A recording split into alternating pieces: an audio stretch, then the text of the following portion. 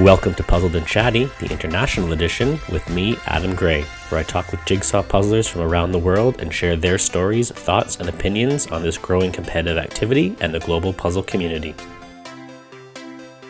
In this episode, I sit down with someone near the top of the standings at every competition and will be a top contender at this year's World Series. She loves giant puzzles, and if she's not puzzling with other people, she's puzzling with her two cats.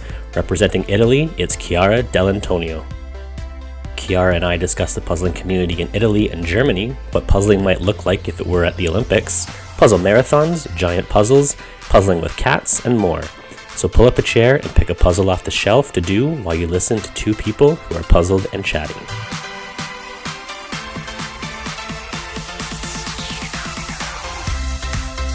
Hello, and welcome to another episode of Puzzled and Chatty, the international edition. This time I am joined by one of the top competitors, I would say, in the world, and it just kind of works out that one of the biggest competitions in the world, the Olympics, is taking place in Italy, so we have our Italian guests here. Chiara, thank you, Chiara, for joining me. Thank you for inviting me, Adam. I'm glad it just works out well with the Olympics taking place, and I just thought it would be a perfect time to have you on as a guest. And you are a significant competitor in the speed puzzling world, so everything overlaps perfectly for this. Before I go into too much and all this stuff about you, where can people follow your speed puzzling activities? On Instagram, I have a puzzle account, which is called Puzzle Chiara. Very simple. And yeah, that's the only social media that I have. I'm sure I have appeared in other places, but mostly this is the one that I actually use. Yeah, you've definitely appeared on other places. You've done a Peace Talks episode as well. So I'm not going to go into too much background information and such. Once people are finished watching this episode, they can go and check out your Peace Talks episode, which is very good with Rob. So yeah, all your background stuff is through there. We'll just go straight into some of the basic stuff here, but then get into some interesting topics, I think. So to start off, how did you get into puzzling in general?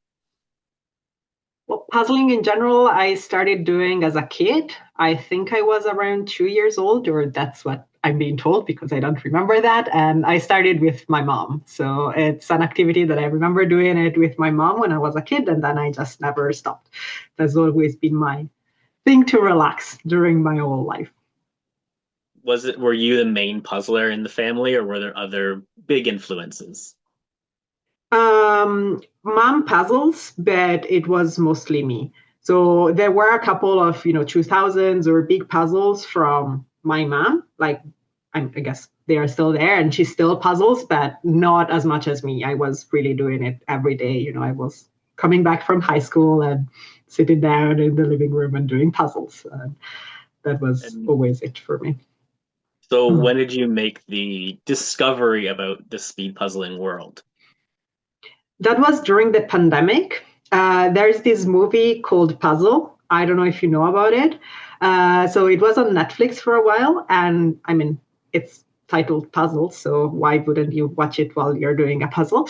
So I watched this movie, and it's a remake of an older movie from Argentina, actually. I found that out later.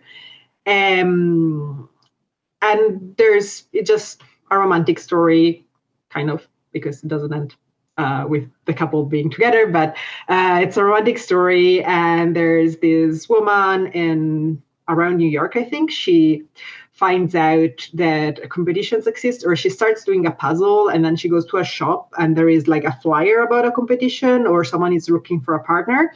So she starts like training with this guy, and they are planning to go to Belgium to the Worlds, which is just a first competition. Obviously, that doesn't exist. But after seeing the movie, I looked it up and I tried seeing whether something existed, because I thought, wait, I can meet other puzzlers and the community sounds fun. There was already a bit of an Instagram community, but it was just people doing puzzles relaxing. There was nobody speed puzzling back then. And so I did some research, and with my languages being limited to English, the only thing that I found out was the World Championship. there were like marathons and some competitions happening in Belgium and so on, but apparently they used to be announced only on Facebook and in French, so I there was no chance that I would find us. Um, so I just signed up for Worlds, which then got postponed and then postponed again because, again, COVID. So that was 2020, 2021, I'm not sure, around there. Were you able to compete at all before you went to your first Worlds? Absolutely not. So well, before signing up, like the registration was not open. I bought the puzzles from the Worlds from 2019 because it had happened once. So that's the elephant, and then there's this submarine pair puzzle. I bought those two, and I did them at home. And I thought, so the elephants took me an hour 17, and so it would have placed me like 100 or so. And I was like, well, I want to meet the puzzlers. Not going now to completely embarrass myself. It's good. I can go. And so I will sign up when it opens. And that's how it started. But it was my first competition. So I had no idea what to expect. It's the more people I speak to, especially some of the bigger names like yourself, it's shocking how many people have their first ever in-person competition ends up being the World Championships, which I don't think in any other activity that would be the case, but for some reason puzzlers just sign up to travel to Spain to to do this world competition. What was it like when you showed up then for your in 2022? It was amazing. There were a lot of people and they were all excited about puzzles. So it was just really, really great. And yeah, I met so many people that time. I knew more or less nobody because also on Instagram, yes, I had my account. I don't even remember if I had started posting or not, but for sure I didn't, reach out to people much, or like I was way shyer than I became later. Um, and so, but at Worlds, I just went around and like started chatting with random people and then made friends. And the competition part was also better than I expected. I had trained a bit, so I tried, buying some 500s. I didn't have any 500s before. I used to do bigger puzzles because 500s are just too small, too fast. It's not good for, the chill puzzling. So I had gotten a bit better, I guess, from my first puzzle till then. But the adrenaline for me, like it makes a huge difference. Being in the room with everyone puzzling, and the stress and all of the hormones from the actual competing made me much faster. So I was Well, super surprised by my first result. I was gonna say, yeah, because you were at fourth place in your first Yeah. world. Was that so? You said it was surprising, but like, Yeah. what was the reaction when you realized you're fourth in the world? It was good. Like the realization was not at like when I got fourth, it was actually in the preliminary because there was a preliminary round and I did that and I got second or third place. I don't remember. I would have to look it up.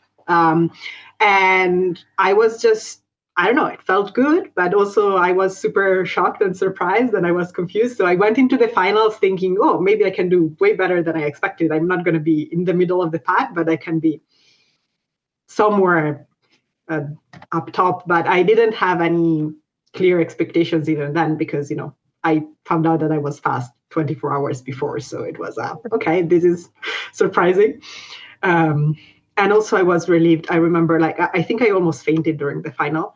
One of the judges passed by and was like, "Drink some water," because he looked during the puzzle. So you are one of the few people. I'm not going to really count 2019 as a world champ. Like it existed, but it's a very different world. Pre COVID and pre speed puzzling exploding during the pandemic and to what it is now.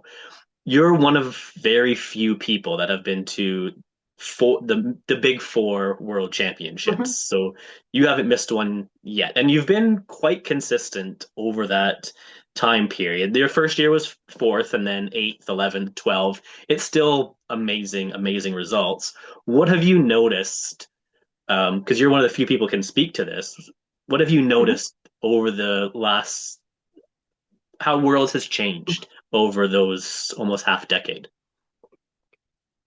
The community has changed a lot. It has grown. So like the first world, it feels like it was, 200 random people who loved puzzles that was like, we don't even know why we are here. Like, we just like puzzles, and it seemed like there's a puzzle event, let's go.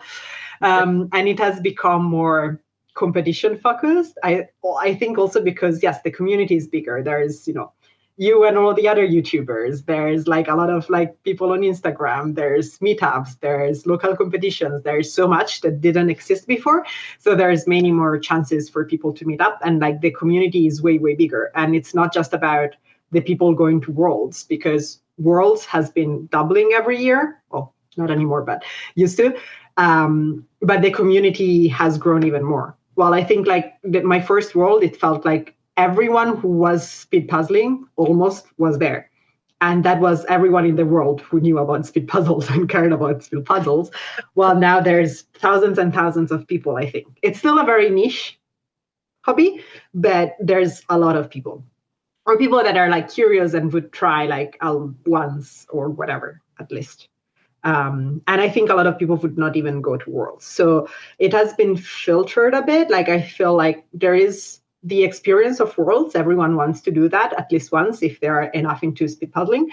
But I mean, something like the US Nationals with the also convention on the side, that would give you enough of the community and like feeling and everything else. Like, from someone in North America, I could totally see and maybe even suggest going to that instead of going to Worlds, because it's cheaper and you meet as many people and get the same experience. Plus, you have all of the extras outside of the competition if you don't think you care that much about, winning, which is getting harder. And for sure, it's getting harder. So people are getting faster. People are taking it way more seriously and training way more. So yeah, that's becoming a challenge too. Yeah, I can only imagine because I've only done one world, so I'll do my second one this year. But it's I've been following the speeds over the last few, and just only looking at like the final rounds. I don't really count the qualifier rounds or the introduction rounds because they repeat puzzles. It's not quite a good representation of how fast people actually are. But you start looking at the semifinal times and the final times, and they are getting much quicker each year. So it's interesting to see how this goes and what will change in 2026. Do you think you'll return for a fifth time this year? I'm thinking about not returning to Worlds. It's not about not going to Worlds per se, but it's about not going to these Worlds, like other people have said. Um, I think, I mean, you've done your series, so you have your opinions about a lot of things about Worlds too, right? Um, it has started really great. I think we are past the point of continuing it as is without improving it. And I wish that it would become more community based. Like, I would like if there was an actual federation running it for nonprofit. And I know it's a lot of work, and I'm not, volunteering myself to start something like that. So I understand why it's not happening. It's, it requires a lot of time and love and investment. But I'm a bit tired of it being in Spain and getting worse instead of getting better. There's so many things, like you said, the website that, yeah, it's great for the first year. It's okay for the second year. It's not okay on the fifth year. And, a lot of these tiny things, plus, it's Valladolid. Sure, the dome was great, but it was not fit for humans inside it. I'm surprised that like regulations allowed it to be used for an event like this year. And it's not even so reachable. So it's outside of not even where there is an airport. It's not even Madrid. It's outside, and it's always Spain. It's always the same place. I was so hoping it would start traveling also outside of Europe. And I understand it becomes more expensive for the Europeans, but if you're doing a Worlds event, then it has to rotate. And sure, we cannot have it in Australia every other year because almost nobody can afford to go to Australia if for times and money. But also the Australians are also like deserve to get a world there once in a while, and so on and so forth. So yeah, I think it's time to say no to this, and I'm gonna try and attend more of other events this year. That's my current plan. I think that's fair. There's people that have been like yourself that have been quite a few times. It being in the same smaller city, like you said, it's not Madrid or Barcelona in Spain. It's a smaller, somewhat smaller city out of the way. I'll do this year again, then then that's it for me. If it's gonna remain in the same spot, because as you said, traveling from Canada specifically, it's like flights from here are very expensive, and that's just the flying part, plus everything else that gets put in there as well. It's a commitment. It's a week regardless. Even if it's a 5 day Mhm. competition, it's still a week at least to do that. And we only get so much time to travel and money to travel, so I think there's quite a few people that agree with your sentiments when it comes to that. Now it's not in the dome this year, which who knows how that will go. It's which I I didn't mind the issues aside with what the dome had with the heat and everything else, which was a nightmare. I like the atmosphere of the dome to a degree. A convention center, ugh, it's not it's not my favorite. Like I can walk down the street and see a big boring building here. So that's kind of taking it away a little bit, but hopefully they'll have more stuff, hopefully, planned with inside this giant exhibition center that they're having, but we won't know for a few months at least. Yeah, I hope so for everyone. And I mean, I could do it, right? Like for me, it's nearby, but it's more about, as you said, I'm one of the speed paddlers that is known enough and is there. And I think it's time to make a bit of a stance and say it's not fair to other people, and so I will join and not go. Yeah, We'll see. when I'm also absolutely. going to have some fear of missing out and all of that, but it's gonna be fine. Yeah, as that September date gets closer, it's like, just do I? Maybe? I don't know. Um, we'll see. Yeah, it will be different this year, but hopefully that leads to more changes in 2027 and whatever happens after that. Before I get into some of the other competitions that are taking place this Mhm. year, I do want to focus a little bit on, as you're currently the Italian representative on this puzzle cast thing. I do want to talk about puzzling in different countries around the world, and we'll focus on the Italian puzzle scene. Now, I know you're not currently located in Italy, so it's a little bit different. So we'll cover Italy and Germany a little bit, but focusing on the Italian puzzling scene. What do you know about the Italian Association, or your thoughts I about it? am Yeah, I'm part of it. So I was in the group at the beginning when they were founding it, and then as mentioned before, too much time, too much effort, and I dropped out of the potential founding member role. So I just joined as a supporter, and I'm in the association. It exists. They are starting. It's a small one. Italy does not have a big puzzling scene. I think. In general, puzzling is seen more of a child hobby. And there's also not many people puzzling as adults, which also contributes to this. The speed puzzling is also kind of small. You can see a similar thing with board games.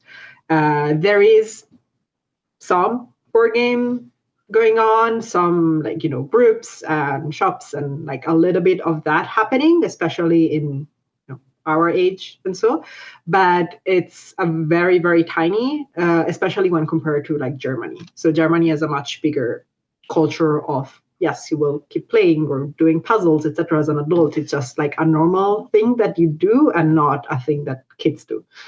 Um, So the association is also like has not that many people, and there's not that many people puzzling. But they did do their first national, which was well run, and they're moving now to a more central location for this year. So this year it's happening actually in a very easy reachable from everywhere in Italy spot, with just next to an airport and good train connections and all of that. So I think it's moving in the right direction, but it's going to be slow. I don't expect it to explode like other countries have. Let's put it that Yeah, because Italy, it's a bigger country than it's very long of a country, so it's not way. easy to travel from one side to the other. In terms of European sized countries, it's on the larger side. Um, when you so they did have their first nationals last year. They're going to have a second nationals again, which is good to see. You don't want to see the one and done type of situation. You won last year's Italian nationals, so congratulations for that. Was it what was kind of like the atmosphere like? Because there are a few other Italians that sign up for Worlds, but it's as you said, there's not tons of them. Considering it's in Europe, some countries are more well represented, and you won by a significant margin as well. It's like by a lot. Uh, Mhm. what do you think that gap is might like change in the future, or what do you kind of see happening? It might, but I'm not sure about it. Um, it feels to me right now that Italy is more in the relaxed puzzling scene, and it's even more likely that, I don't know, the speed puzzling kind of is a hype of the moment, but then people will do more marathons or like puzzle meetups, but less speed puzzlings. But I'm not sure. Um, right now, there is nobody that seems to be super into it and super fast. So likely not to change, or at least someone might show up. Like in every other country, we have this surprise people showing up, but they would also need to find out about it. And I don't know if even the voice about speed puzzling exists and puzzling exists, like how it's going around and whether people find out about it or not. But I'm also not living there, so I'm not sure how that is going.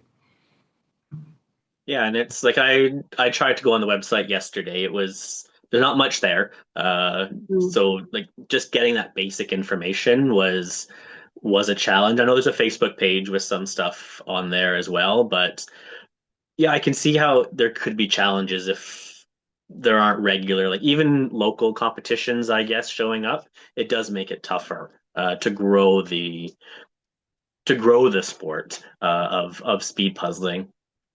What have you noticed? Mm. Because you do a lot more in Germany, obviously, Mm-hmm. living there. What what have you noticed as the big difference between the two, other than there being a lot more people involved in Germany? It's mostly like the number of people, I think, because that just the amount of people, like here we are talking about thousands more, like it gives you way more chances of organizing things bigger and also finding more volunteers and finding more things to do.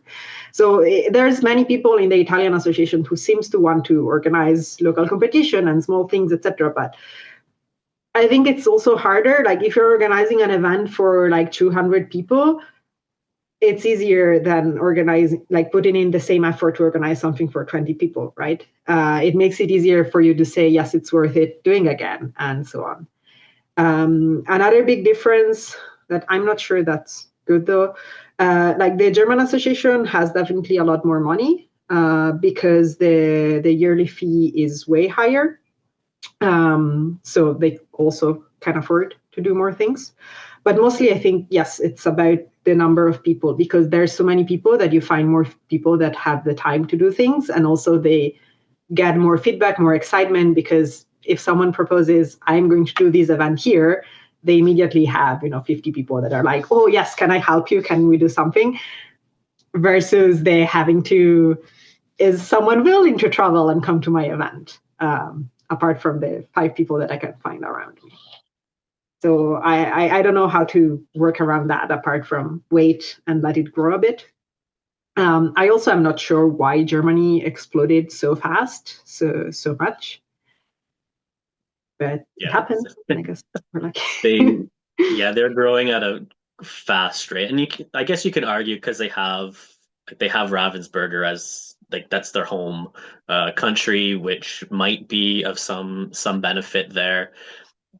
But there's also other big puzzle name brands that are in Germany, Schmidt and a few other ones as well.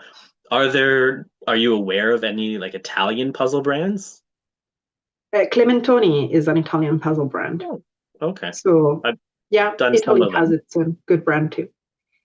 Um, Yeah, Clementoni was my the first virtual puzzle, and it might have been one of the hardest puzzles that I've ever done. And it almost put me off doing virtual puzzles ever again after that. It just wasn't a great choice for a virtual, but I've done a few of their other stuff since then, and overall, it is an enjoyable brand, but it's not as well known, I guess, as your Ravensburgers and such. it depends where you are, right? For me, the puzzles of my childhood were like a mix of Ravensburger and Clementoni. But I was growing up in Italy, so you know, as expected, the local big brands, I guess. Um, Yeah, I can't think of any from when I was younger. I can't think of like Canadian puzzle brands that would have shown up. It would have been a lot of American brands for sure, and a lot of Ravensburgers and those. I have a ton of Schmidt puzzles. I don't know where they came from, and a lot of them are like in the shape of animals, the shaped puzzles. Again, I oh, don't know where the puzzles came from or why I have so many German puzzles, but yeah, it was not quite sure. Since you did both nationals last year, Italy and Germany, mhm. was there anything that stood out as like a major difference between the two maybe in terms of atmosphere or not competition level because I know that's a massive difference between the two, but in terms of atmosphere, was there any big differences? I think Italy was more of a party than a competition. Probably because it was the first event, and it was like the niche of like the first people who knew already about speed paddling. Some people that had gone to Worlds and had met up there, and they were finally in an Italian event, and all of the initial members of the association, and it was way more on the socializing part than the competing part. Um, well, Germany was already more into the we are seriously competing. And then we will also chat on the side, but mostly we are here to compete.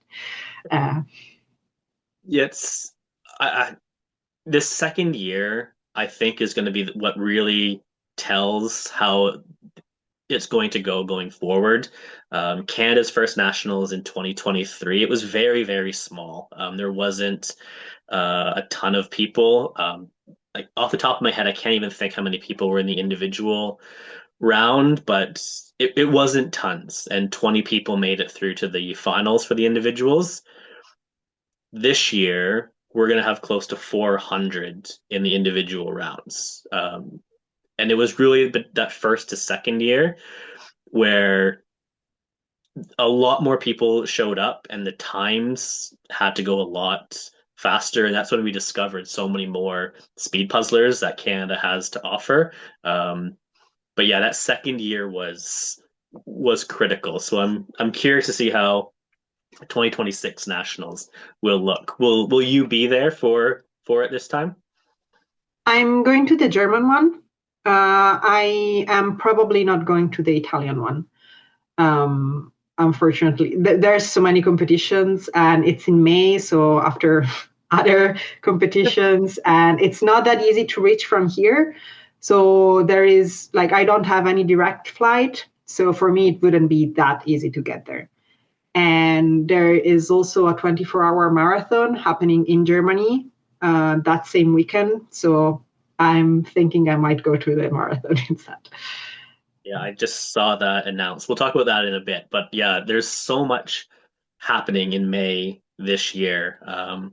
We'll talk about it in a minute. There's the World Series. You'll have the marathon going on in there. The Canadian Nationals are at the end of May, so it's a busy month, and there's a bunch of other nationals taking place around the world and other things going on. So, but what is it? What if you're not going? What's going to be interesting is that there will be a new Italian champion, and maybe not having you there as almost a guaranteed win or a high percentage chance win. If someone else has the opportunity, it's suddenly, oh, okay, now we have it could be somebody or any year who knows what happens after. So it'll be interesting to see who takes the victory this time. Yeah, I will follow along for sure. But Oh yeah, yeah. I'm hoping they live stream it. It is difficult. Canada doesn't for some reason, but a lot of the countries do their live streams. So hopefully, it does mean because I have a new series on this, or trying to get a new series on this channel where I try to talk with all the. I'm trying to talk with all the champions of the nationals and other big competitions this year.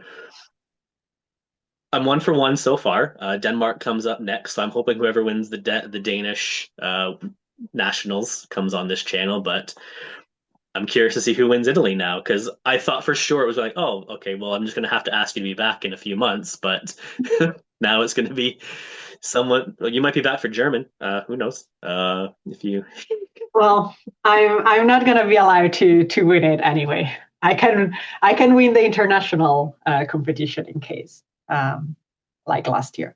I do not yeah, well, have my German citizenship, so I am. They are very strict about that. yeah.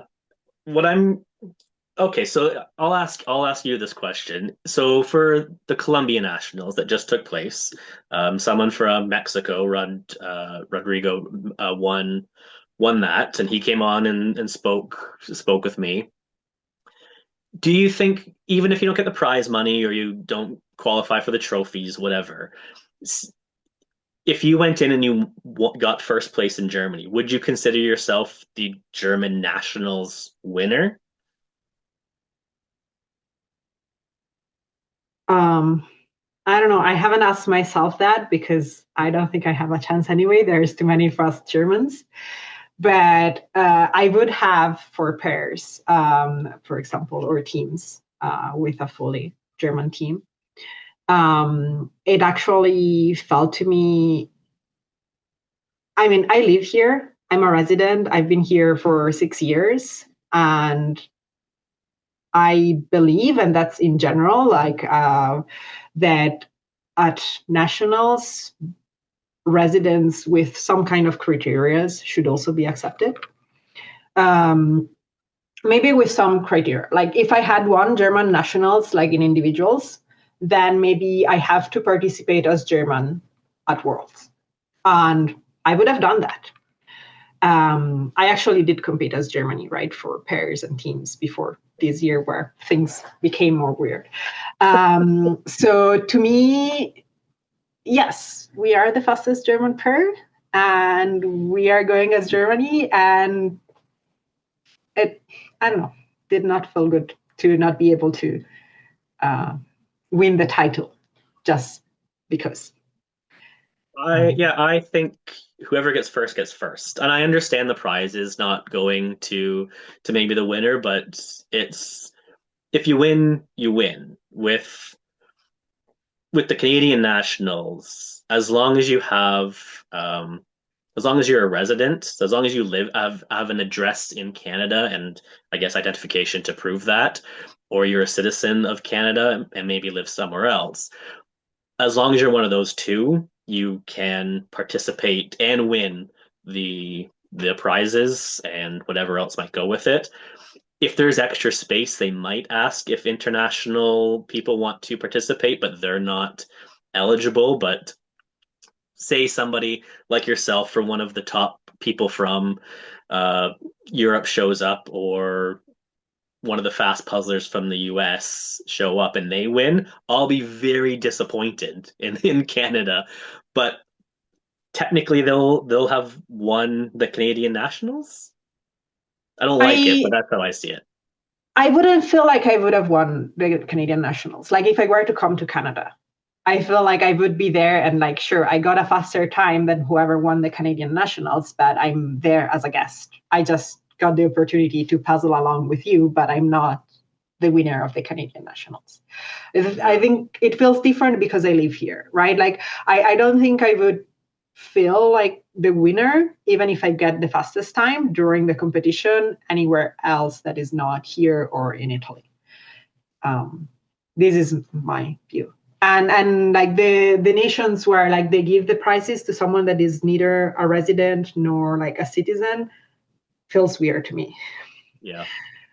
I I like that they let people participate. Like that's nice. If you can afford it and like people can travel and can exercise and can go and like chat and like meet the community, etc. But you should not be allowed to win a random national. But for residents, I have strong feelings about people should be allowed because, I mean, okay, I live in Italy, like I'm live in Germany and I'm from Italy. It's 4 hours away, 5 hours, 6 hours, whatever, according to where they do the nationals. But it's doable. It's still Europe. It's cheap to travel. But I could be from Brazil. I might not be able to afford to go back to Brazil for the nationals and have been here for 20 years. And like, why would I not be allowed to compete here and form a pair and a team and all of that with people that also live nearby where I live and I'm a resident and I can choose, sure, to represent Germany because I live in Germany and I want to meet pair up and team up with other German people and compete as Germany. Um, and I know it's not just me. And maybe it's more of a feeling because in Europe there's so many people that yes move across borders and all that. But I know a lot of people like internationally, right?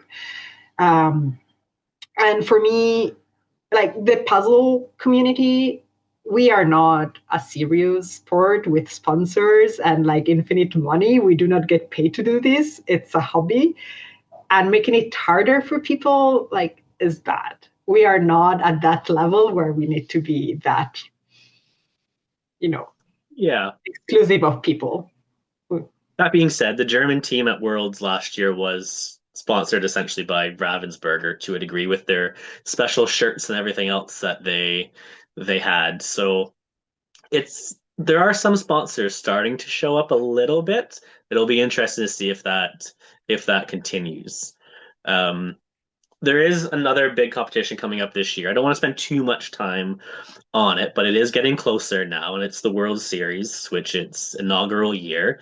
You are participating in this one. There's only two Italians, I think, registered as Italians so far. So that kind of, I guess that reflects what you were saying earlier. There's not um, a lot of Italian representation as of yet. What made you decide to attend or sign up for the World Series? Well, first of all, it's happening in my city, so like, how could I not go? Right? I mean, when am I going to get another thing that is just like here around the corner and I can sleep in my bed? So that was for sure a granted. Other thing, as I said, like I'm likely not going to the classical worlds this year, so any other competition seems good. I like that something else is happening also at the world level. And I also like the idea of the multiple puzzles for, individuals, for everyone. Feels like, yes, it takes away a bit of the luck factor on the are you just good at this type of puzzle versus are you a good fast puzzler.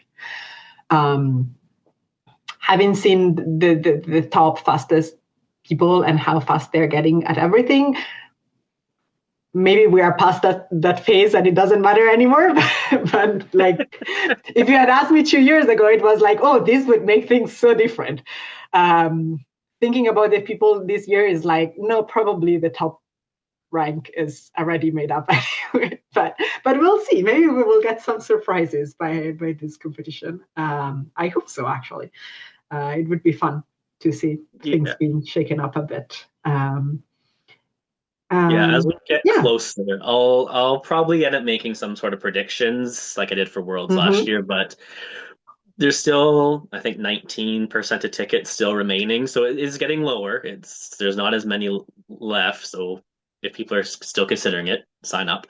Um, I Off the top of my head, yeah, there's going to be a few names. Like if I do a top 10, that I'm not going to reveal right now, but if there's a top 10, most people will be thinking of similar names just because we see the same people showing up quite a bit. You'll probably fall within that top 10 of people competing to get close or win the whole thing. Is there is there a certain challenge? I'm not going to go through each of them, but of the six Mm-hmm. challenges, is there one that you are really, really excited for, where this is where I'm going to make up as much time as possible? No, I'm not sure there is one. But I like I think I'm not a super strong puzzler in a super specific thing. So I don't know. I have hopes that this is actually a good competition format for me because I feel like I'm kind of a decent average puzzler on average puzzles. I'm kind of hoping to get something difficult. I think that's where I would make up the time, like a peacock. Like that's where I would make up the time. But with like how it's Oh set up no. and like the setups that they have and like the 75 minutes, I don't think we're going to get something like a peacock. If a Um, peacock shows or up, I'm just gonna sit at the table and just I'll cry a little bit. Because that would have to be the repetition round. That's I'm nervous about what they're gonna decide for that because yeah, I don't Peacock wouldn't fall into anything else, really. It's not what I mm, predict for the detailed round. It's definitely no, not a gradient. And Gibson's doesn't make that type of nonsense puzzle. So I it would have to be the repetition, which oh no, it can't possibly be. no, I don't think we're getting something like that. But I think that would be if we were, it would be good for me. But I don't think we're going to get something like that. Not with the 75 minutes. I'm No. If it was because I think that's challenge two is repetition. I mm, think if it was challenge three, I would be more nervous because after challenge two, there's only a limited amount of time for them to get the remaining pieces counted, reset everything, and get people back out. If it was Peacock, you'd be counting for the majority of tables would not finish a puzzle that yeah. difficult. If it was challenge three, they have unlimited time on how long they can take to count it. So I think we'll be okay with it. Is there a specific challenge that you are a little bit more concerned about? No. I am not in the group of being scared by the no image puzzle. I Yeah. find it fun. I also think that everybody is training now, so like nobody should really be scared of it anyway. And again, I actually I don't know, maybe I'm wrong. I hope I'm wrong, but I have this gut feeling that we are going to get easier puzzle that I would like. That it's going to be good like the speed puzzling puzzles. And I hope it's not all like that, that we don't end up having yes 6 challenges, but they're all like really good for the good speed puzzler puzzles. I'm just afraid of that. Not that it wouldn't be fun, but would be a pity Yeah. on the I almost there, think but not fully. I think after speaking with Mel and seeing Mm-hmm. how things have been organized, I don't think that's how it will go. Um, but yeah, you don't really know until it happens. And it's kind of one of the exciting things about this competition. It's that there's no way to know for sure what's going to happen. You can guess all you want. Like I've mentioned to a few people about the gradient round. Everyone's a lot of people love gradients. Um, until you remind them, gradient doesn't just mean rainbow. It can be a solid color that changes slightly.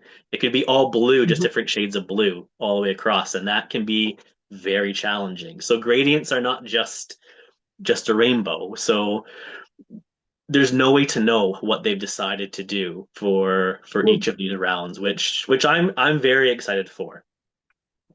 Yeah, I know, and it's the first time, so it's a full surprise. And I don't know, like she said, like during your chat that she knows what makes a good speed puzzling puzzle, but like that also doesn't mean anything, right? Because she also knows what makes a challenging one, and she wants to have a mix. Um, and she also said clearly that she doesn't expect everyone to finish the puzzle in 75 minutes, right? And still she wants people that do believe they are fast to sign up. So maybe we are going to get something that, the Yeah, really and fast, crazy people take an hour to solve, which means it's a difficult puzzle. and Oops. it's all relative as well on what she might consider more challenging or less challenging with it. So with worlds this year, like your final puzzle, your puzzle community, um, I've there's a lot of people that don't like that puzzle and they find it really difficult. I missed out on the final by less than a minute, but I've done that puzzle. I really enjoy that finals puzzle.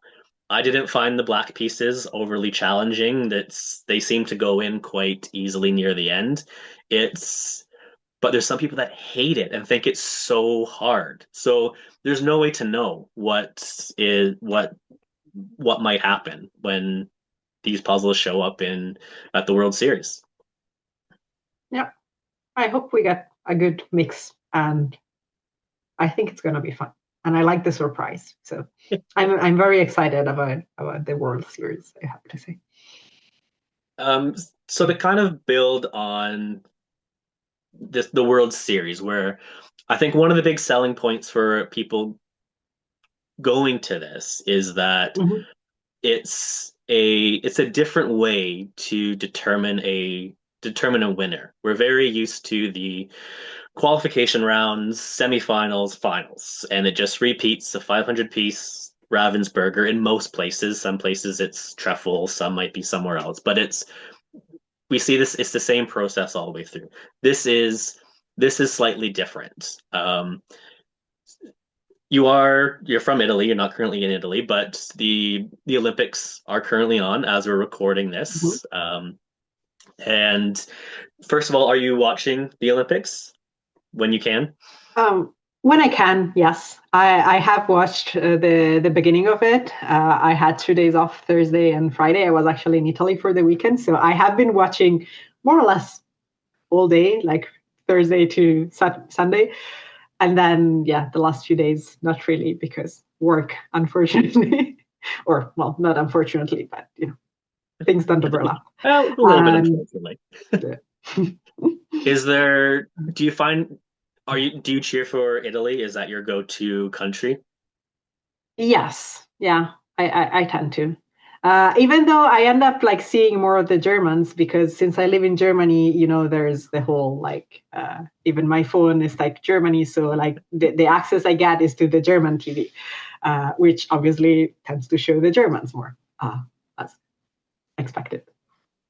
Are there any events that you really try to make sure that you watch? Because the Winter Olympics are a little bit different. It's a lot of sports we very rarely see at other times of Mhm. the year. Is there anything where you're like, yeah, I definitely want to see this event?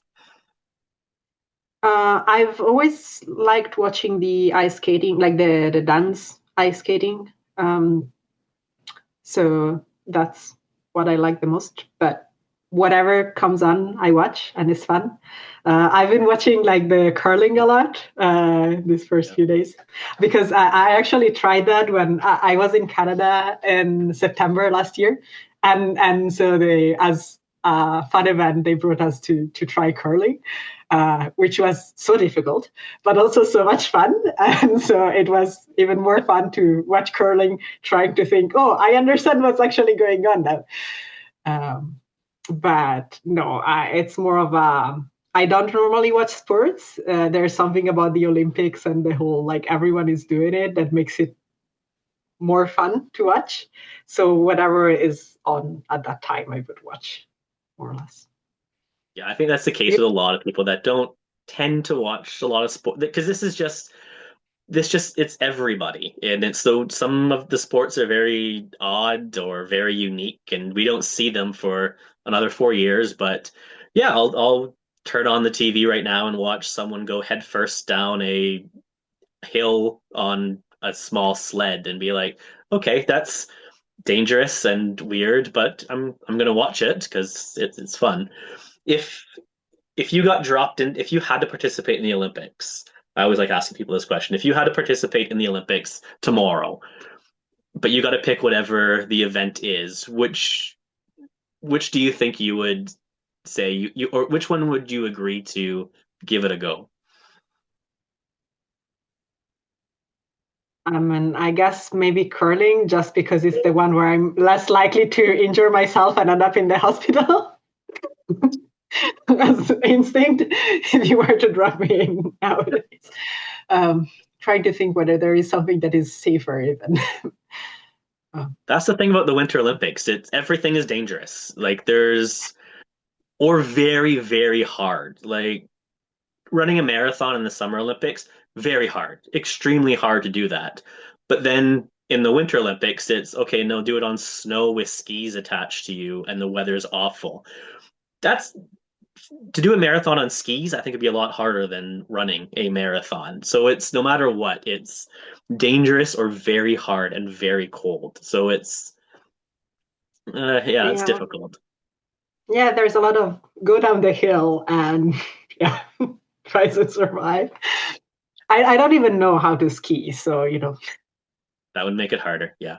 Um, there was, I don't remember where I heard it. I don't know if it was at a live stream for Worlds 2 years ago or if it was like the Australian Nationals sometime last year. But someone made a comment on one of the live streams that, oh, it would be nice to see speed puzzling show up at the Olympics sometime in the future. It was definitely from someone in Australia that said it. I just don't remember what scenario, what the situation was. As unlikely as that would ever be, um, you never know.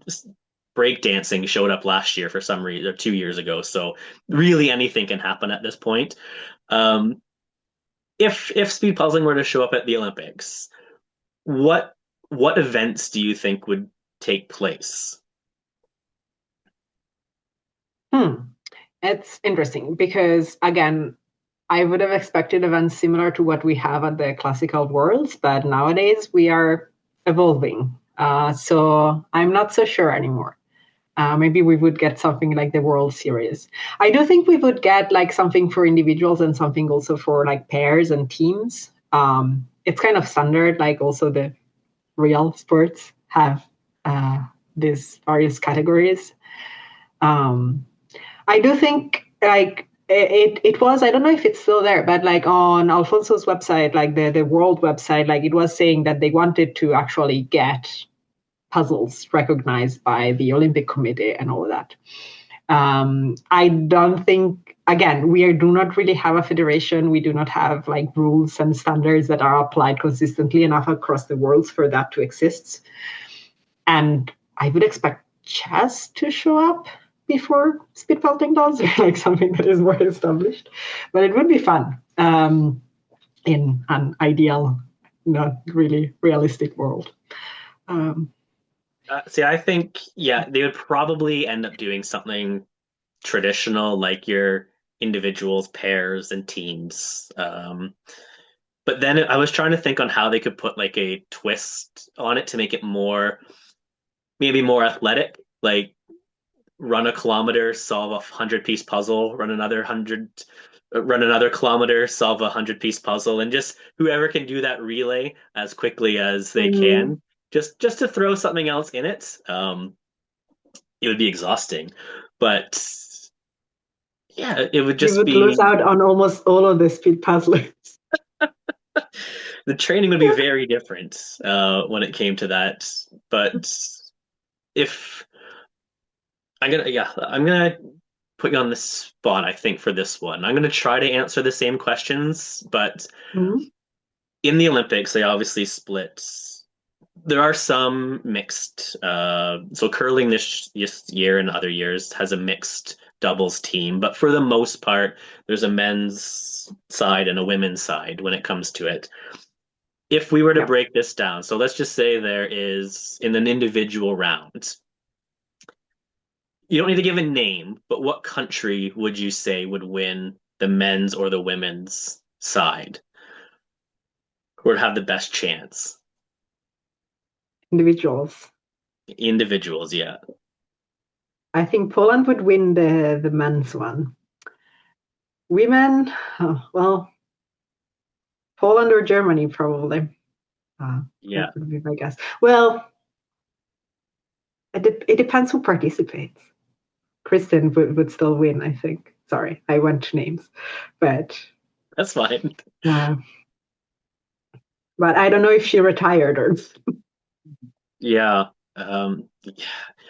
I think if it showed up in the Olympics, you're going to see a lot of people unretire from and make the attempt True. to go. Like, how would you pass that opportunity up? I think there's a high chance you could see a double Poland victory in the individual rounds. But I think that's the easy answer for it. As you said, Yeah. yeah, Germany would be there. Okay, but we can look at the more challenging rounds, like the pairs, like which country might win a pairs competition. Also depends when it's happening. Do I get my citizenship in time? Can Katya like to try to go for it? I Yeah, there's. it would be interesting. It also depends when is it going to be, right? Because speed Let's say puzzling, it's now. Let's you know say it's what in speed puzzling. Okay, 2026. yeah, So if it happened now, or even 2028, the next Summer Olympics, yeah. like I think You try. it's The male one would be more interesting when you go to pairs or teams if you split people up. Because yeah. speed puzzling There's so again has this weird thing about it's so much a women's sport. Uh, Yes, very much so. When it comes to pairs, I think again Poland's going to be up there with it. Germany maybe, but not as much as individuals. Um, Spain, maybe. yeah, Spain, depending on who the pairs are, you have Australia that might make a push. The States will always be in it as well if you have a lot more that because of how the 2025 where a lot of the US speed puzzlers didn't show up to Worlds last year for various reasons. We've kind of forgotten about them a little bit, I think, but they would be very dominant coming out of it. But for the women's, when it comes to teams, I'm either going to go with. So there's a twist here. I'm going to say the Czech Republic, I think, would take it with the Czech Puzzle Queens, would be a dominant team, followed very closely by the Australian All Stars. It's going to be potentially between the two of those or the States again. I Yeah, I would have also said the States likely.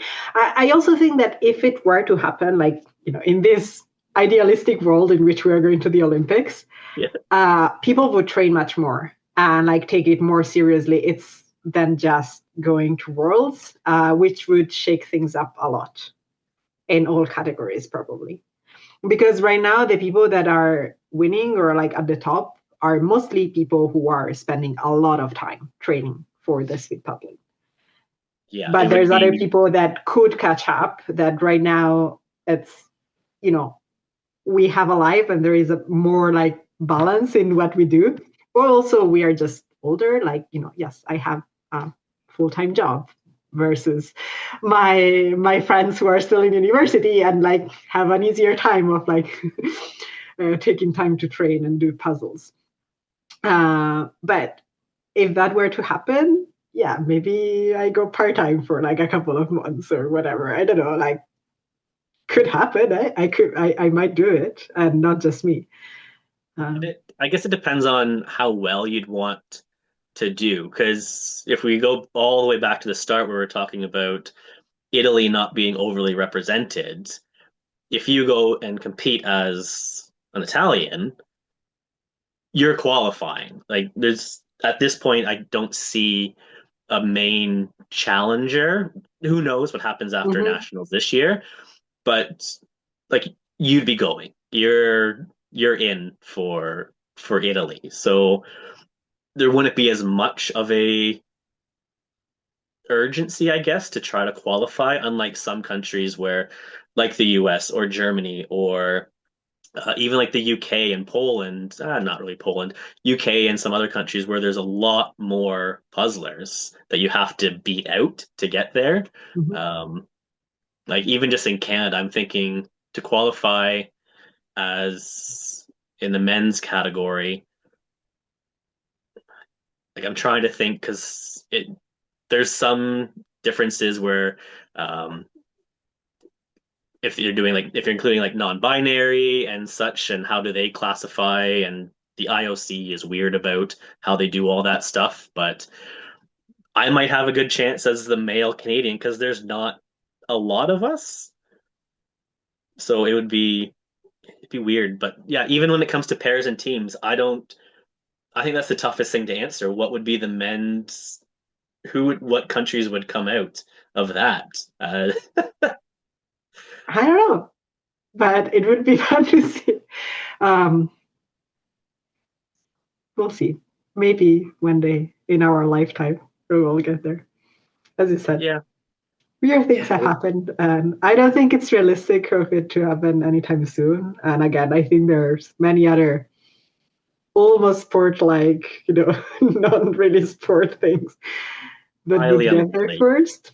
But because it's the Australia's hosting the Summer Olympics in 2032, and I think that's what they're referencing because Australia has a very big puzzle community and they're very active with what's going on there, and trying to push it to have it at the Australia Olympics, which again, it's not going to happen, but that would be when it might take place. So who knows? but Yeah. it's too late, right? It would have already been decided, I think.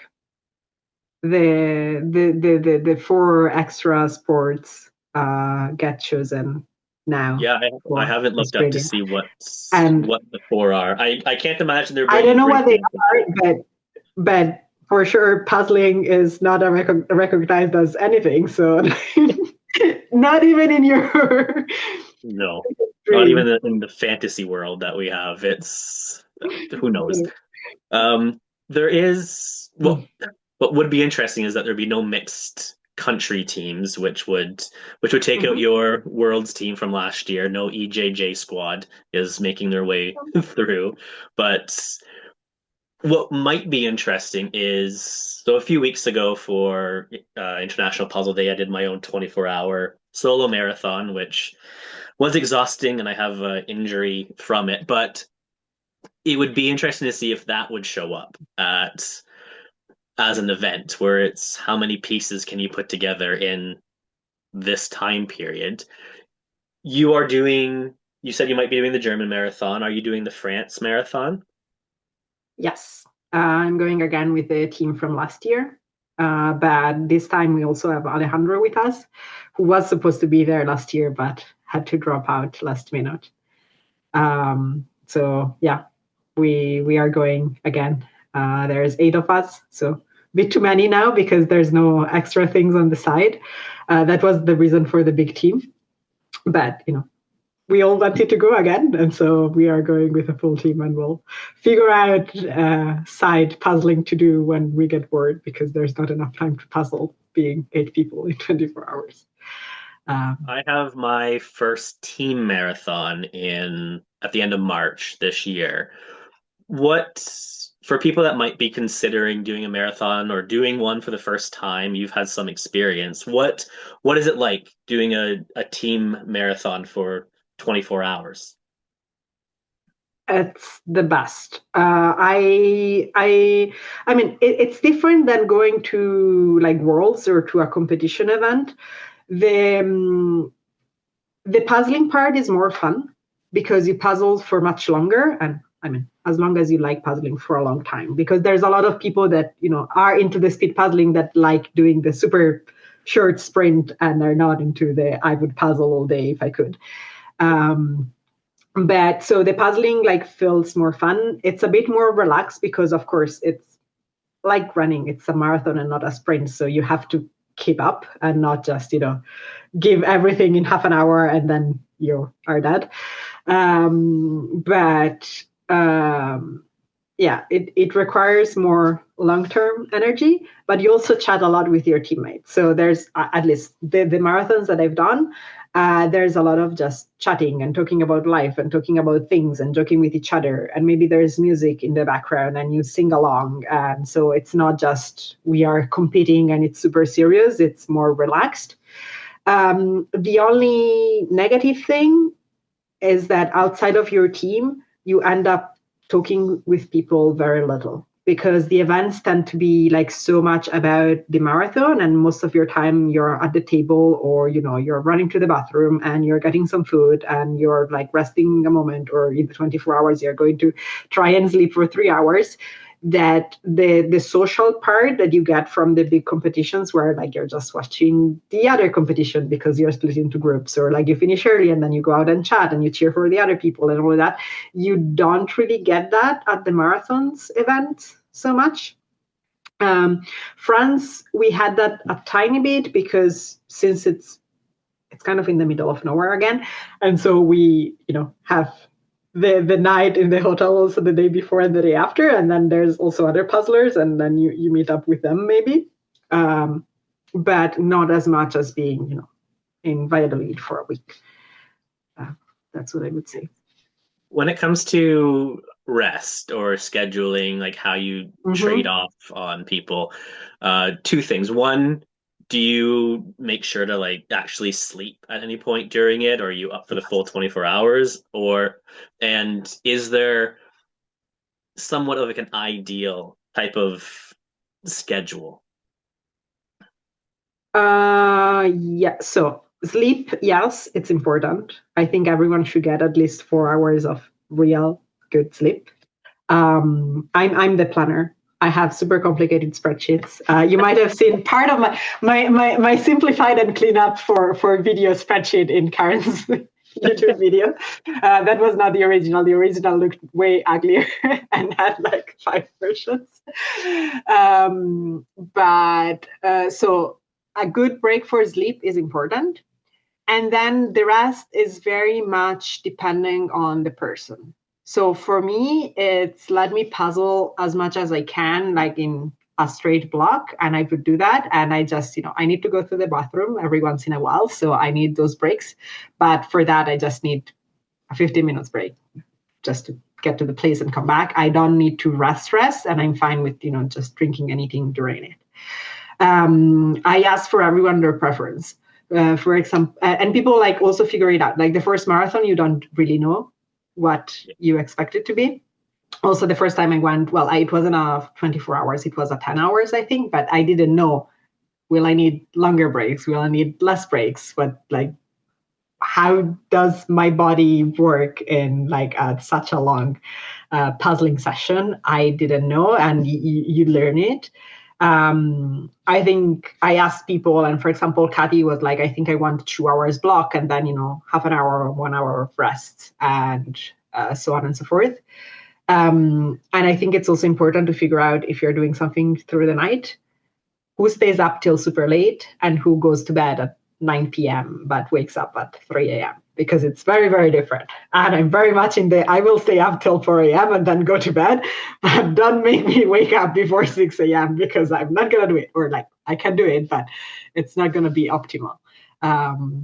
So I don't think there is schedule that is perfect for everybody. But it is important to think it through. And my personal opinion is I like it better when it's planned beforehand, to make sure that everyone gets a fair amount of puzzling time into it. I've also seen teams that are like everyone is hanging around the puzzle the whole time, and then like when the new puzzle comes in, like they decide who swaps and who doesn't. It's like, but you don't know how much you're puzzling at the end of the day. I don't like that. This is my personal take on it. Plus sleep. I do want to sleep. Yeah, it's like I've done a couple practice sessions with my team, and yeah, we've done things where we practice switching in the middle of puzzles because you don't know when that crossover is going to go.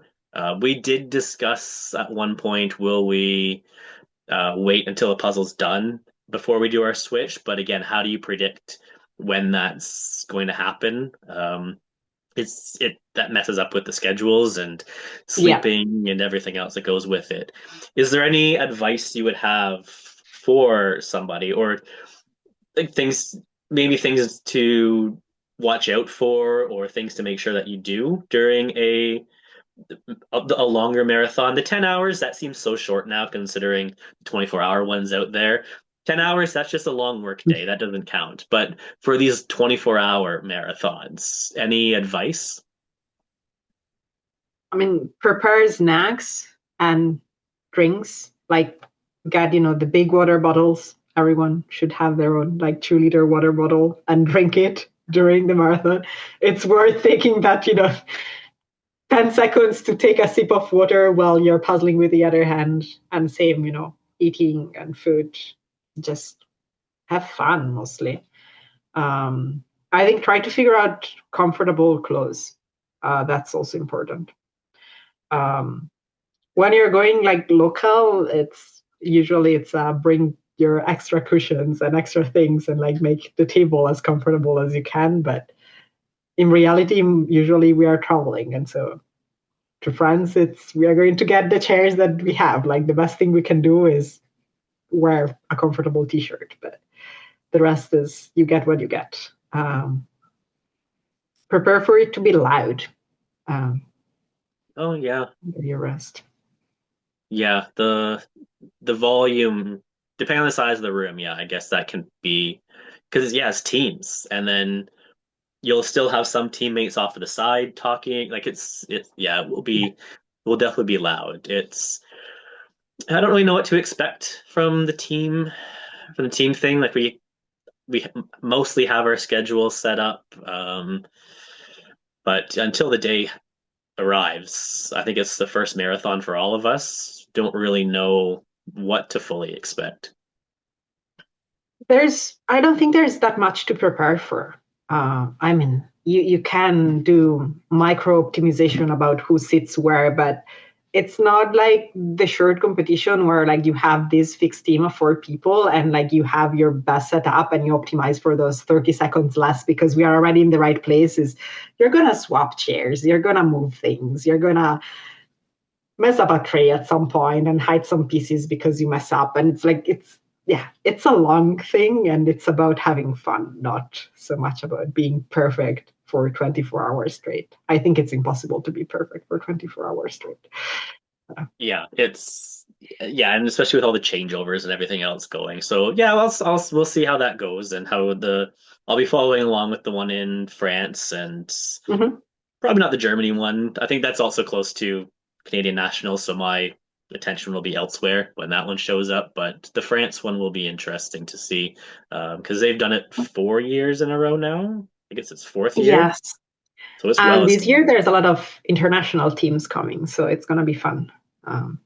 There's definitely a Canadian Yeah. team going. Yep. So yeah, there'll I'm be I'm teaming up with some of them at the UK Nationals the week after. yes, I've heard that. So yeah, busy back-to-back weekends. So Yep. for a lot of people, which again, you can't do every competition, but so this will be another reason why you might not have people showing up to certain nationals or world events because you just spent a weekend in France and a weekend in the UK and then a weekend in Germany soon after. How long is Germany after that? No, 2 weeks? Germany is before that. Germany it's at the end of March, and France and UK are in April. Sorry, no, a World Series, I meant. Oh, right. I think it's 2 weeks after. So yeah, so is that four Yeah, weekends in a row? Four yeah. to 6 weekends, you'll be in a different country doing like yeah, Yeah, it but adds there's up. also, there's German nationals a break, then there's France, then there's UK a break, and then the World Series. I think that might be my calendar. Yeah. Yeah, that's a lot of different stuff to do. Yeah, it's you mentioned the social aspect. I just want to touch on this a Mhm. little bit because again, you've been in the puzzling international community for an extended period of time now compared to many others. And you've met quite a few people.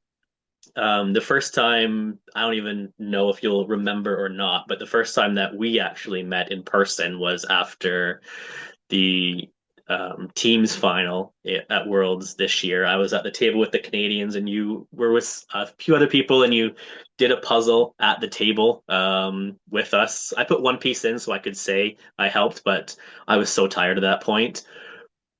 What is it like just kind of wandering around and finding people to do puzzles with? Like, how do you have that ability and that confidence just to be that social? And I don't know. This is like puzzle is my happy place. I love this community, and everyone is so nice and friendly. Like that has been my experience. That I just I love meeting new people and setting up. And yeah, it's hard because since I do that so much, yes, like I do remember the Canadian like table and puzzling. And I had wondered whether we had met or not because I remember there were a lot of people and I forgot all the names, which I feel super bad about.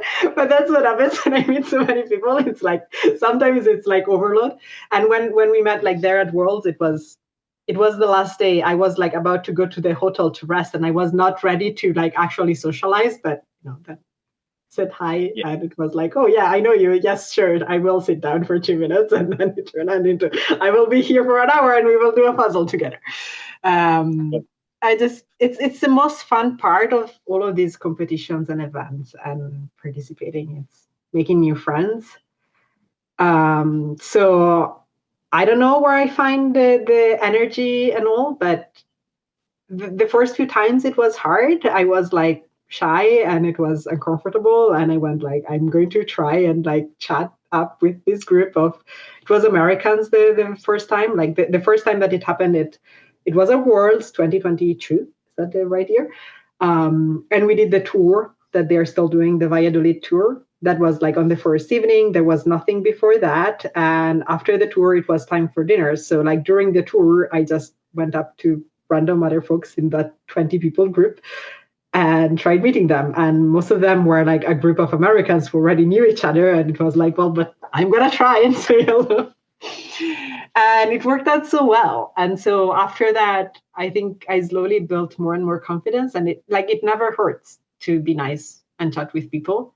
Um, Sadly, it becomes hard to remember everyone's name. I often remember like the faces and like the conversation that we have had, but then maybe I don't match it up to someone on Instagram, like their Instagram profile. Then someone writes to me because you don't have a picture and I don't know who you are. And then until you mentioned that one conversation we had, and then it's like, oh yes, I remember these details about your pet or your family or whatever. But initially it's like, I don't know, a nice puzzler who's also chatting.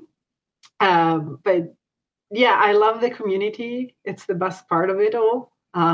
So I just try, and it's I make an effort. Like every minute spent chatting with people when I'm at an in-person event, it's going to be worth it. That's kind of my approach, and I'm willing to be more tired and crash the week after to have a couple more social interactions and make a couple more friends because it pays back. Then we meet again and we chat, and like it's nicer and it's lovely to see people again at the next year or at another national, another event, and so on. So it's always worth it. And same, it's on Instagram. I when I have the mental energy, I like, answering people, or like, chatting about some whatever story that pops up on my Instagram. And gets harder because, I never understand what the filter does and like what it shows or not shows, like having a lot of people that I follow by now. But Yeah, it's just the community just keeps growing and growing as well. And I am terrible with names. I'll remember faces and experiences and all that type of and everything else that goes with it. I'll remember all of that, but in names, I'll hear it and it just goes out the other year almost mhm. instantly. So that's always a little bit awkward. I just hope they introduce themselves again at some point, but it's it's not just I don't want to know the names. It's just you meet so many people and you're talking with so many Mhm. people. It's so hard to remember each of those. I'm curious to see how the social aspect will be at the World Series because it's such a different um, event. No one has time off because everyone's competing in every event. So it's not quite the same standing off the side watching the next round because we're in the next round type of thing. And at the end of the first day, I imagine a lot of people will be pretty tired after three intense rounds. So will there be stuff going on after that or at the end of day two? So I'm curious to see how that's going to go. I'm not sure either, but we'll see. I It's also a smaller event though, and like a lot of us know each other, at least, vaguely from Instagram or so. So I don't know. I hope there's going to be a good vibe and like social aspect too in the breaks and everything, but we'll see. Can't tell for sure. I also wonder. Speaking of Instagram, and you're saying like some people don't have a picture on their profile. You yourself do not have a Yeah. picture on yours. You have your one of your cats featured Yes. in there.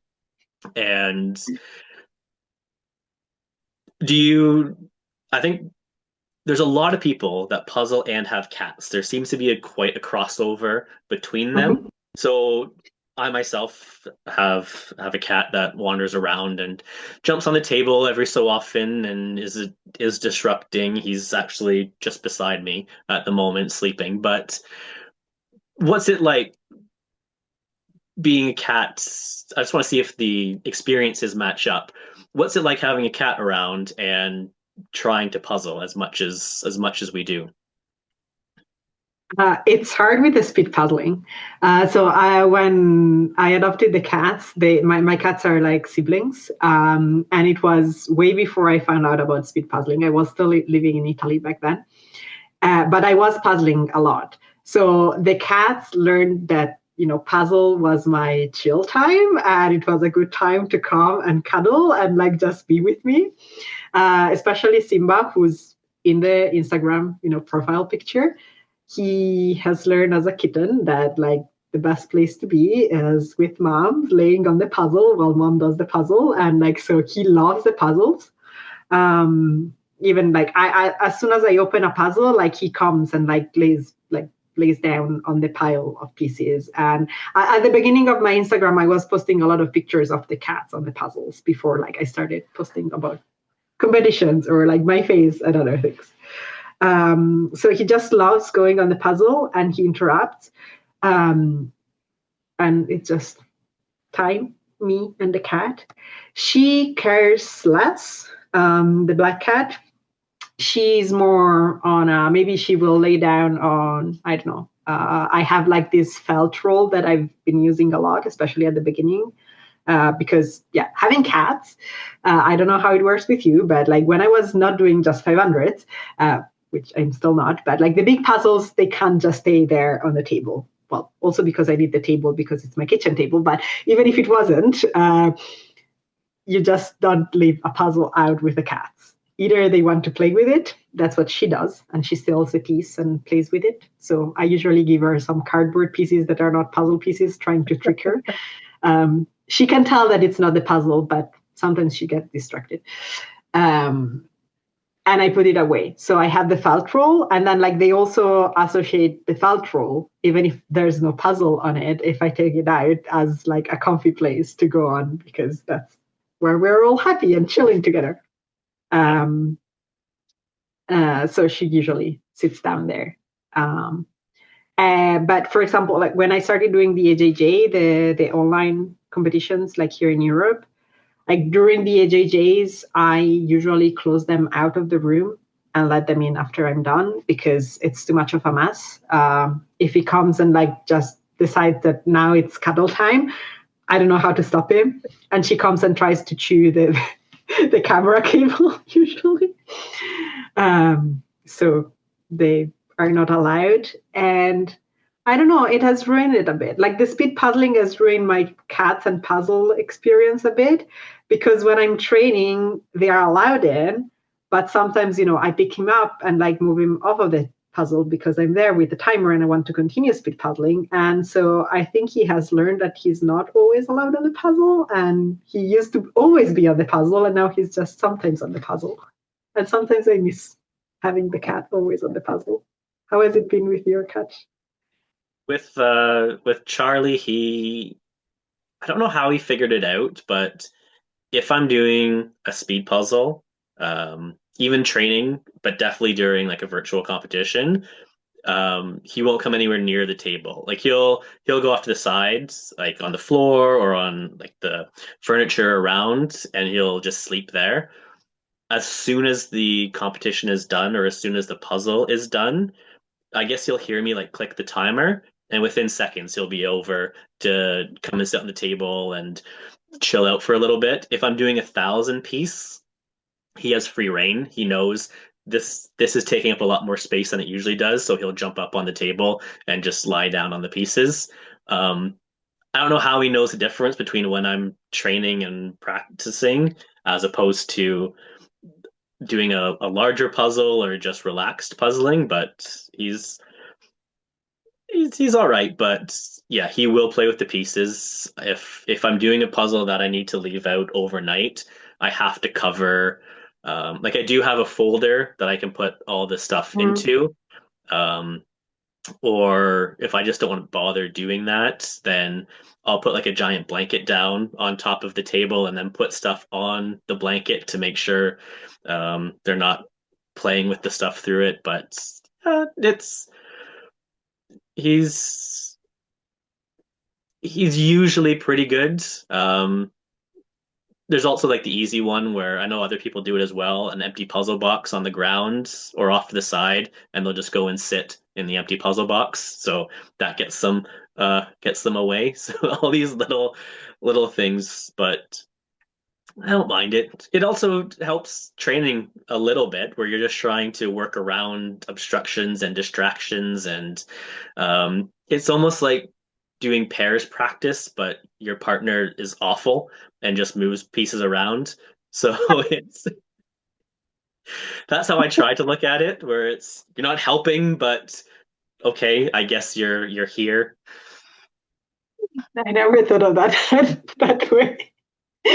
Fair enough. I also have used decoy boxes. So I have a puzzle that I know it's missing a piece. Like I got it used when I was getting other puzzles. Oh, it was in focus for a moment.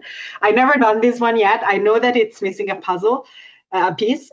Like this is like the on purpose decoy box of the, well, I know already it's incomplete. I will put it up as open. It has the pieces because it's nicer. Like the box with pieces inside, it's better than the empty box, at least for my cat. So this was the decoy box, but I think by now it smells like the decoy box because it doesn't work anymore. Need to change puzzle.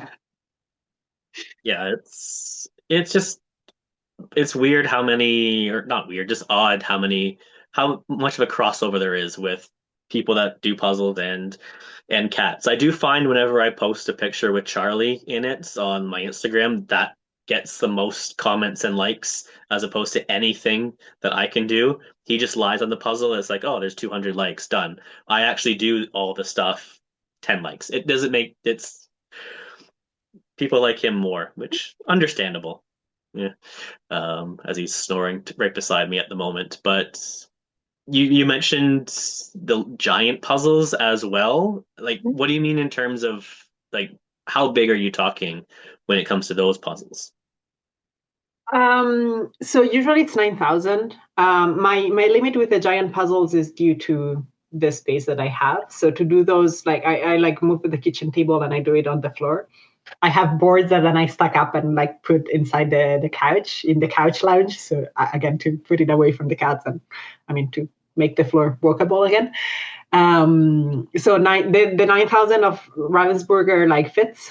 So I usually do those. Like I've been doing one every winter break, starting around Christmas and then finishing it later in the year when I can. So this year's one I finished last week. I need to take photos still because it was night, so I put it away to take photos on a weekend where like I can do that with some sunlight.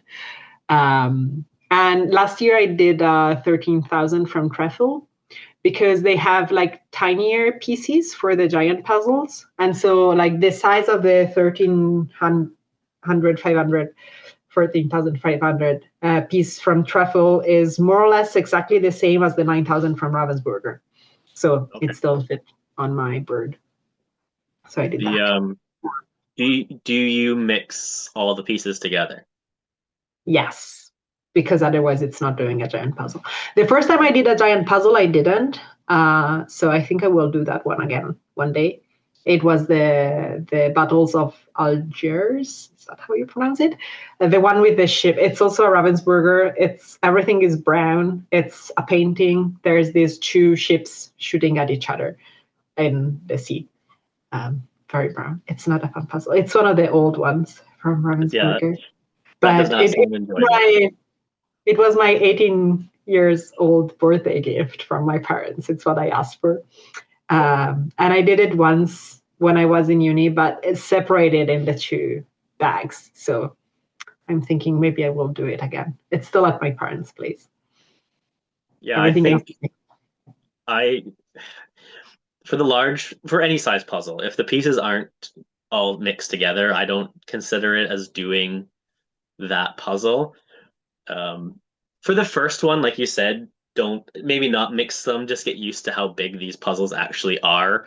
Like I think 3,000 is the largest I've ever done for a puzzle, and that felt like a lot. I can't imagine 9,000 or 17,000 getting up to their space again is the issue that I would have as well. There's no chance I'd have space for anything bigger than the 3,000. But have you ever gotten to the end of a large puzzle and there's a piece missing? Yes. One of the 9,000s that I did, I think it was the first like that I did like all together was missing a piece or two pieces. But I knew it might be like that. Like I bought it used, and the person I bought it from hadn't finished it. So they had no promises that it was complete and they sold it for cheap. And I was like, I mean, for that price, I will get it. And then, I mean, I'm going to give it away anyway once I'm done. It's not like I want to frame it. So yeah, it's going to be a Yeah. bit sad if it's incomplete, but also it's acceptable. And it was incomplete. Like technically I was missing I think three pieces, and then one of those I found like under like a closet because the cat had stolen that. That's what I was um gonna say. Was it, do you blame the cats it was the first cat. and try to It was definitely the cat. uh but the others, they weren't anywhere, and so like they were actually lost. But sometimes yes, the cat still pieces and they end up in their closets. yeah, uh I can't.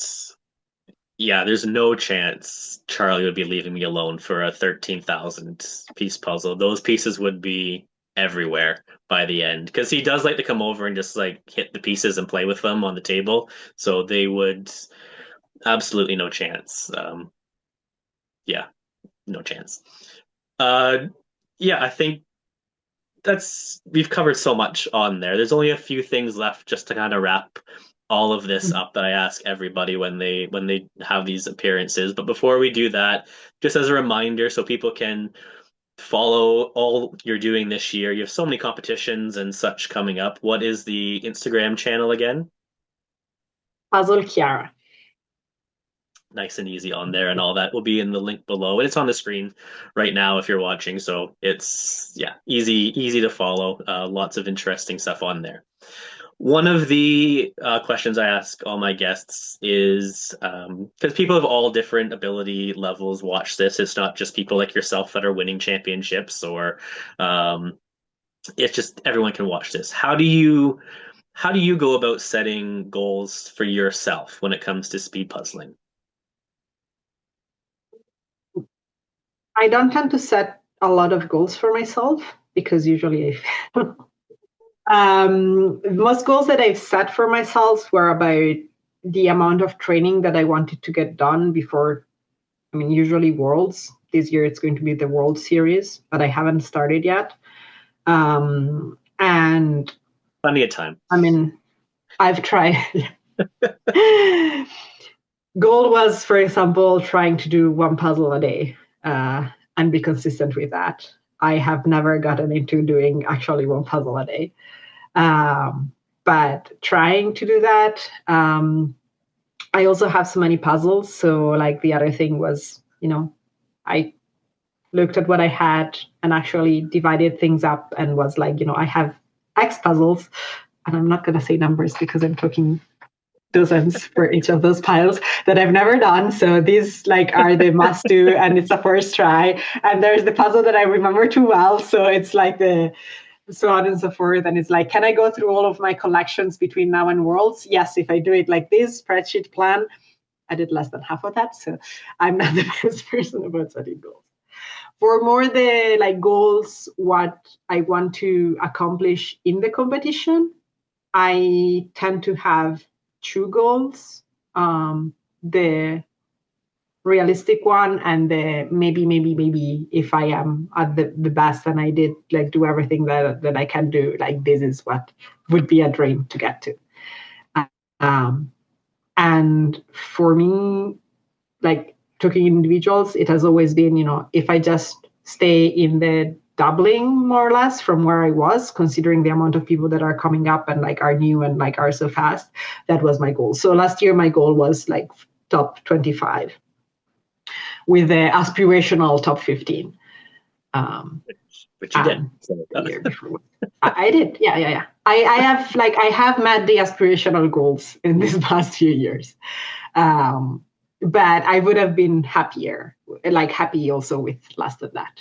I think it's also same was for fine. the other categories, but Yeah, I think it's also fine if you're not hitting all those like training goals and everything else like that. I think because sometimes we want to get more done than we actually realize we don't have time for. I was the same. I wanted to get through at least a puzzle a day at one point and everything else. And sometimes things happen and you don't get that. So which is fine. I think that happens for everybody. It's just resetting and try to figure out what else you can do instead. So I think that's still good advice, I think.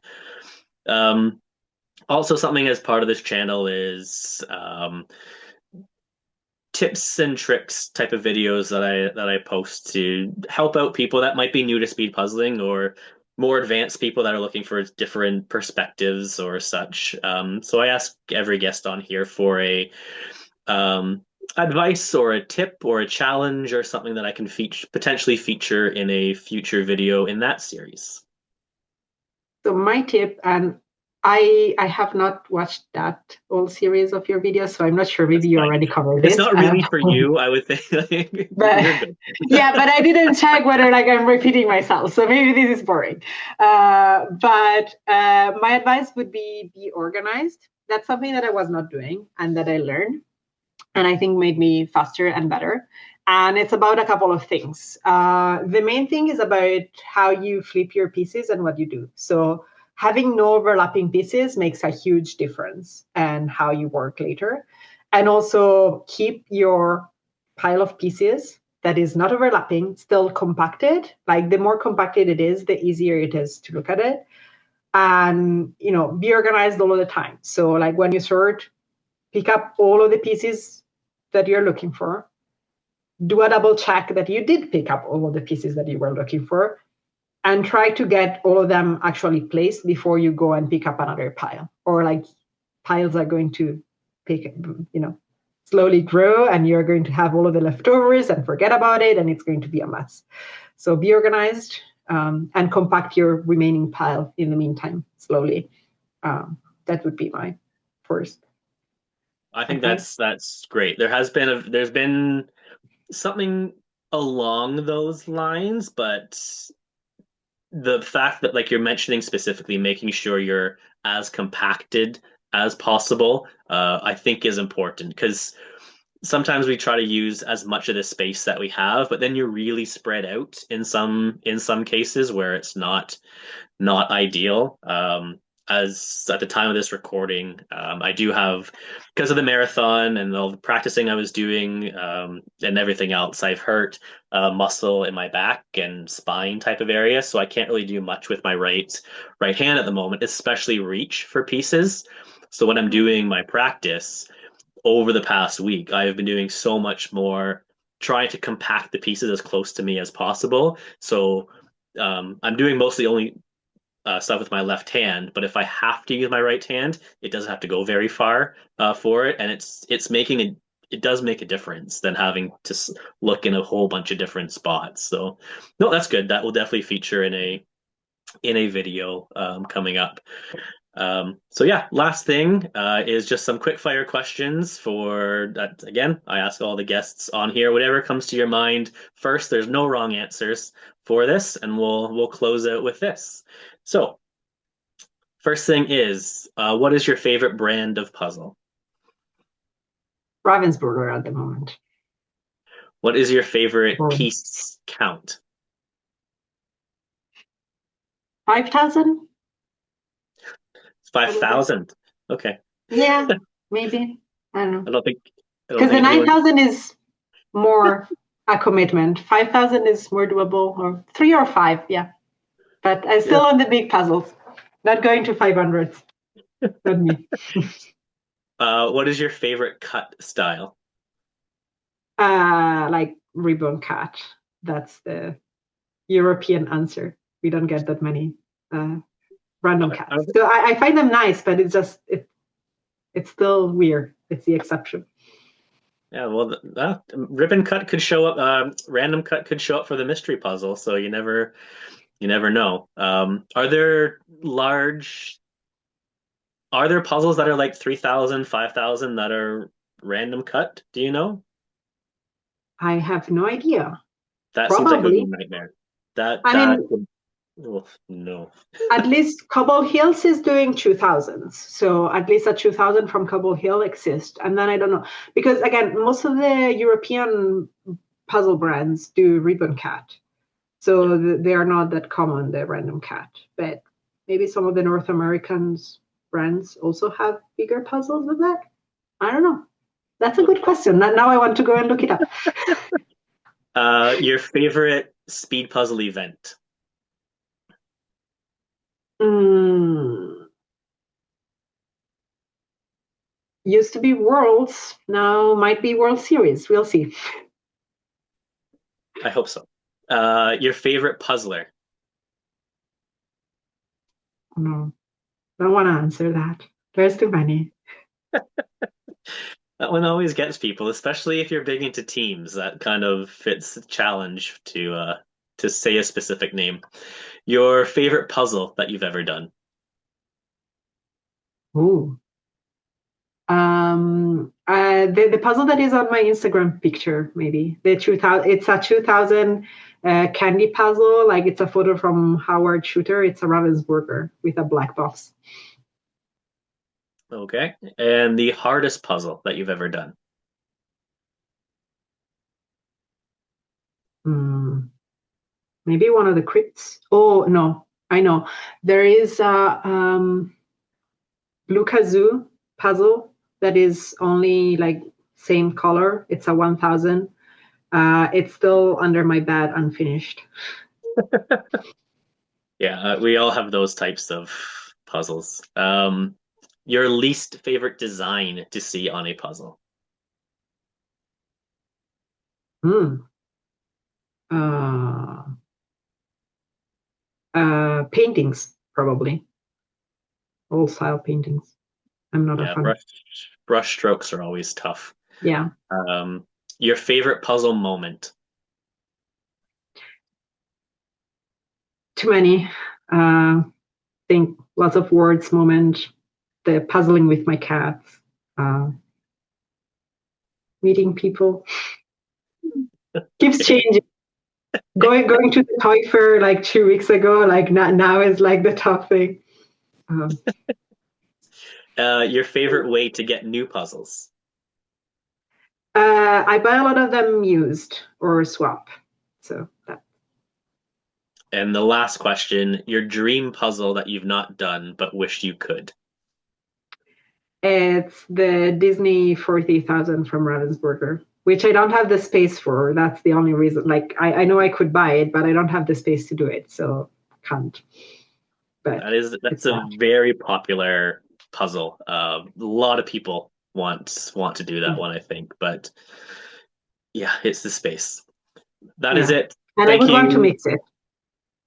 Yeah, oh yeah, I definitely have to mix it. That's not an option. You have to mix Disney puzzle for it. Um, that is it. Thank you so much, Kiara, for chatting with me and going through all those topics. Best of luck to you and all the various competitions you have coming up, and I'll also see you in Germany in very, very soon. Thank you. Good luck to you for your competitions too, and I look forward to seeing you soon. Thanks so much. Bye. Bye.